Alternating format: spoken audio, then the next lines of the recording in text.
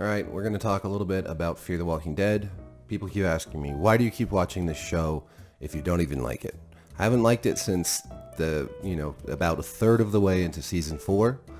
And now, season 4, we went through some really ridiculous stuff from Madison's death and sort of all the sort of Al interviewing people around that, through the vultures, and then that, what was her name? The black lady who was crazy and trying to make people strong by turning them into zombies. I can't think of her name right now. On to season 5 with the ridiculous plane and being stuck in the nuclear meltdown area because apparently the showrunners really like nuclear fallout storylines. And then on to, the Rangers or whatever they were with Virginia and so on and so forth. And just a lot of sort of over-the-top gimmicky stories. We had all that crap with the PSAs that were being made, the documentaries about, we're here to help. Oh my God. Capping that off with that one guy who was, as the bridge was collapsing, filming himself, just so excited about how they're going to help people, and then he died, and everyone's like, oh, poor guy.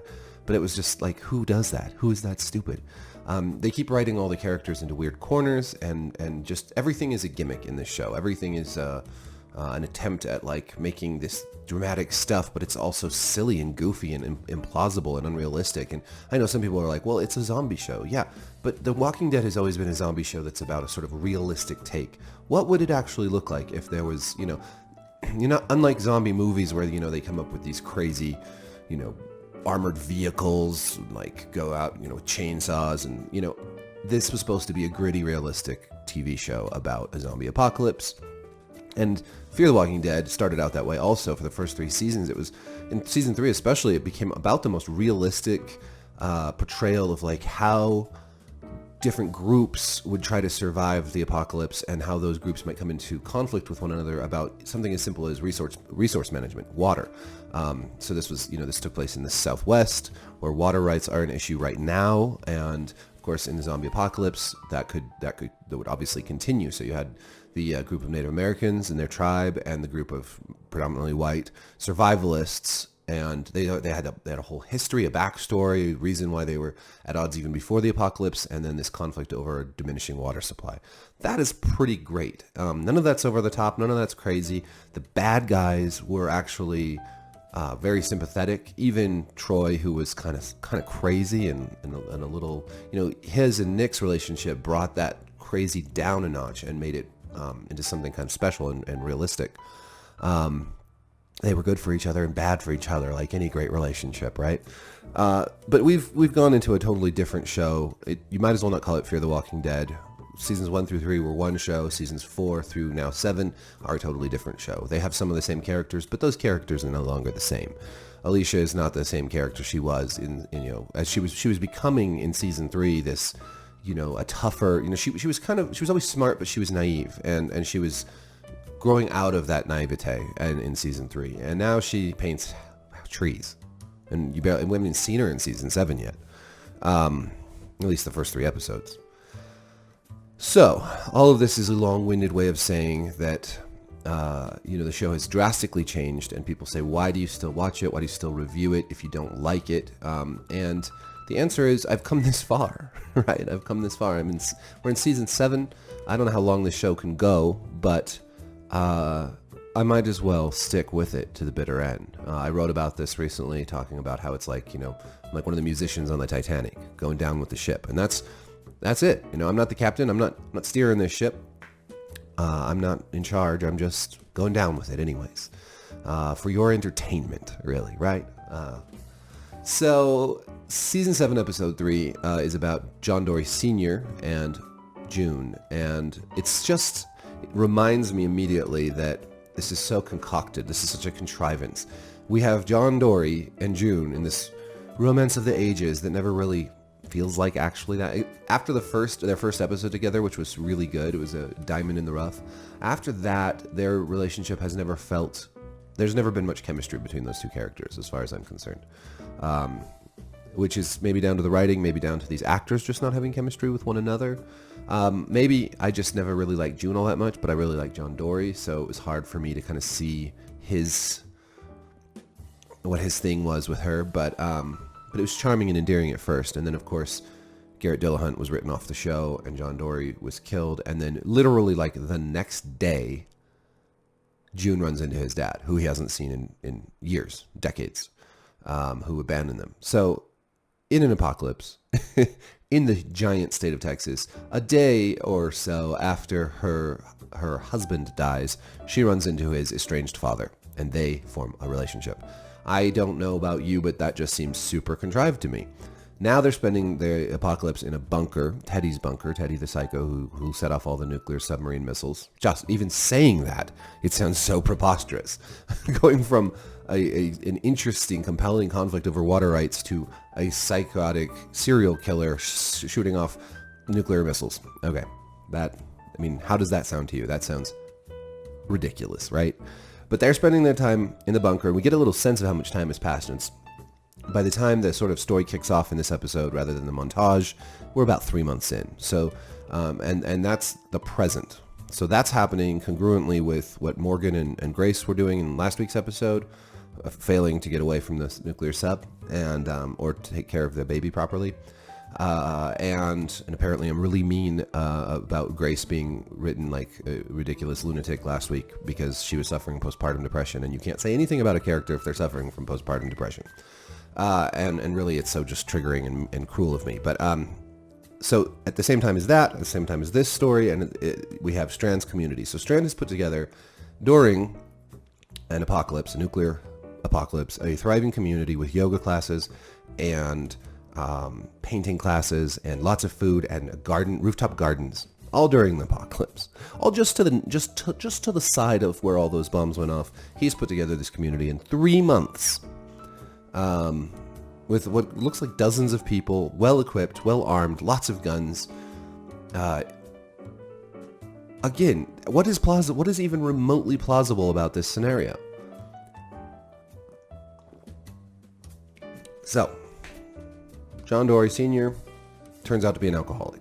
They're down in this bunker, getting along fine, having a good old time, when there's like a little earthquake or something, and the one of the shelves falls, and then all the whiskey that was on it breaks and is gone.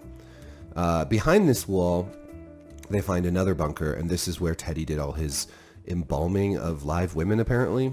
And these two things come together in that John Dory then has to, now that he's off the sauce, he goes into alcohol withdrawals and gets delirium tremens. I'm not sure I'm saying that right. DTs.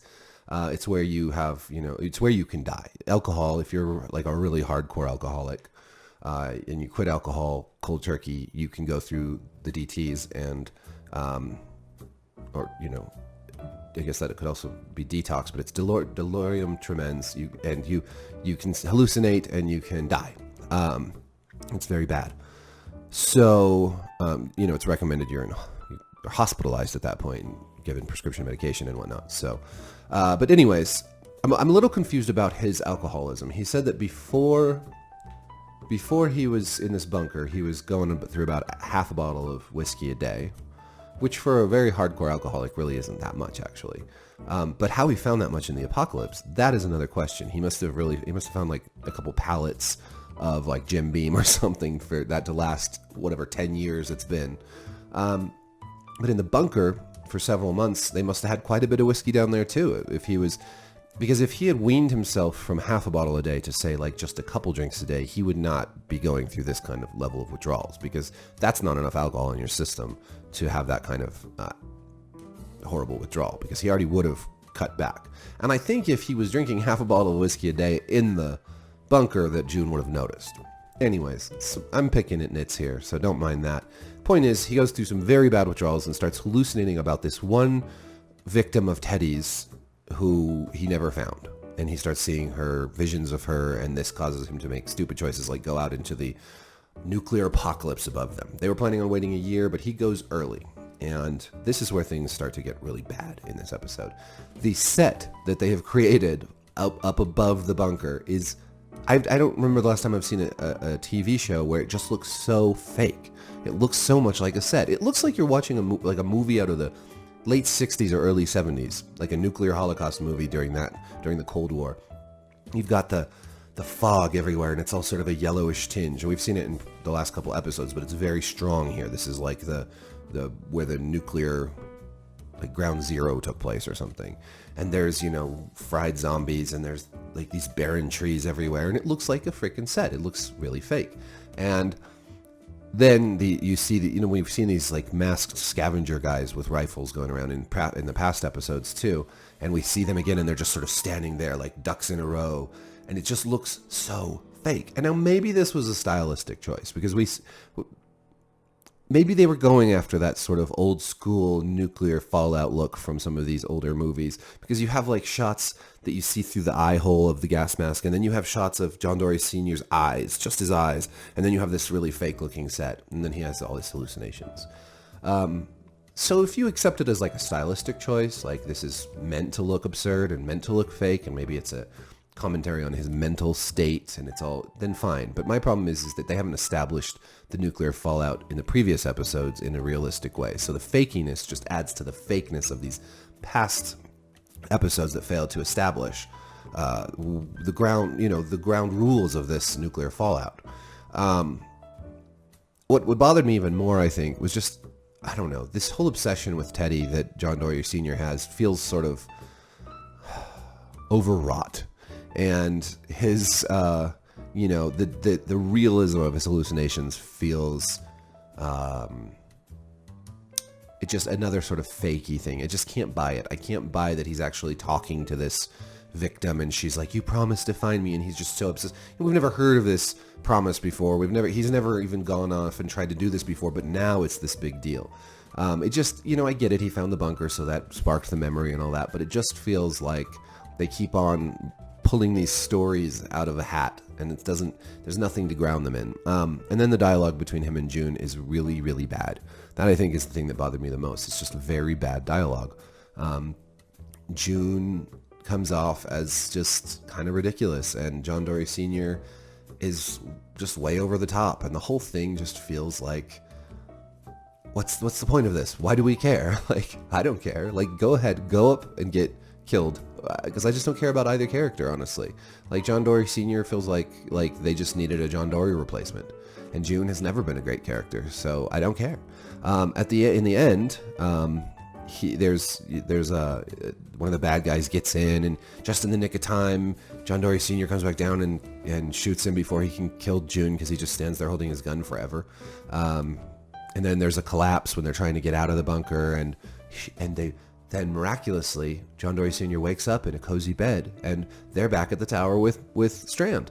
And Strand has, found them because he heard John Dory Sr. on the radio, because these freaking radios and walkie-talkies are magic. They're magic. They're like a magic orb, like out of Lord of the Rings or something, where you can communicate long distances, regardless of any interference or, whatever. But so they're back at Strand's tower, and he offers John Dory Sr. a drink, but he's like, "Maybe later. I'm off the sauce." "Oh, good for you. You've come through some character growth there, John Dory Sr."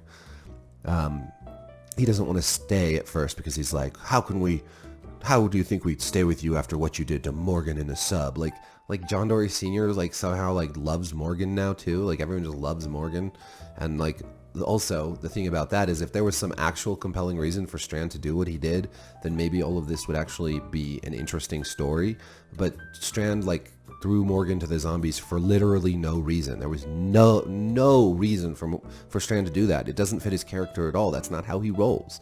This is just the showrunners and the writers just deciding to make characters do things that don't make sense.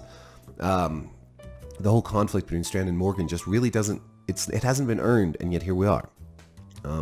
Strand has always been in conflict with different characters because he does do shady things, and he's always looking out for himself first. But he did this stuff, he did the submarine thing and got into a conflict with Morgan for no reason. And so it all just feels, again, sort of contrived.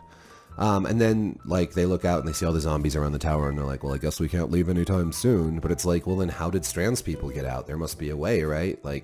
They can't have just blocked themselves in and still have gone to the submarine and still have gone and found these June and John Dory Sr. at their bunker. Then Morgan finds them. Somehow Morgan has gotten away from the sub and is looking for June and John Dory in the wreckage of the bunker, and Strand is able to like radio him, and they have like an argument over the walkie-talkies. The apocalypse is horrific, except for that you can still just talk to anybody at any time. It's literally easier to get a hold of each other in the apocalypse than it is in real life. If I called somebody right now, they probably wouldn't even answer their phone.